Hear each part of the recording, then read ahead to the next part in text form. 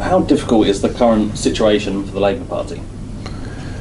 Well, I think the Labour Party is in great difficulties at the moment because of the divisions there are between the views of Labour Party activists and the more moderate MPs in Parliament.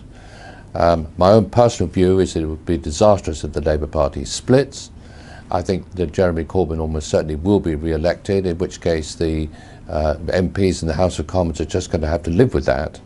and hope that some reconciliation can be achieved which will enable the Labour Party to get its act together again in time for the 2020 election. Maybe it won't happen that soon, maybe a bit longer. But I think that it's much better for the Labour Party to stick together and to avoid a split than it is for a catastrophic situation to arise where there are two left-of-centre Labour parties competing for the voters'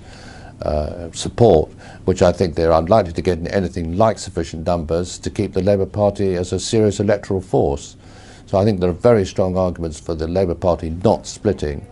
but sticking together while it gets through this difficult period. How concerned are you by the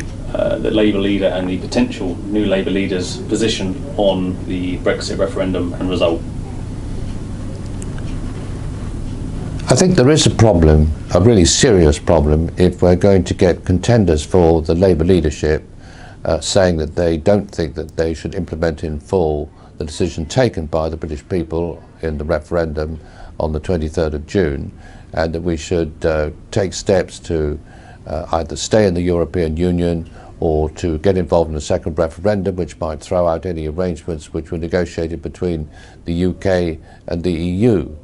It does seem to me to be very important that the Labour Party respects the views that were very clearly expressed in the referendum and does its very best to get behind the British government as far as it can in supporting the negotiations, and in particular fighting for the Labour elements of the negotiations that are particularly important, such as maintaining employment rights and social rights, which the EU has been helpful in supporting. What did you think of Labour's conduct and attitude during the referendum, and do you think that will have consequences for them after the referendum, and how do you see this playing out going forward? I think one of the big mistakes made by those who wanted Britain to stay in the European Union to remain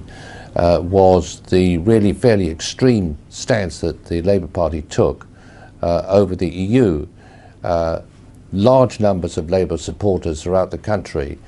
obviously didn't think that the Labour Party really represented their views in terms of control, in terms of immigration, in terms of the cost, in terms of democracy, in terms of where the EU was going. But this wasn't reflected at all in the national campaign run by the Labour Party, and I'm sure this is why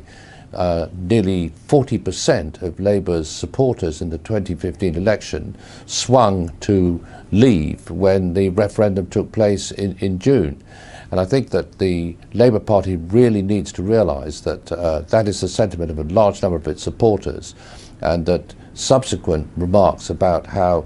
they were made a big mistake, that the results that would materialised didn't really reflect what people really thought, all this kind of thing, is really very inappropriate. That people ought to accept the result that was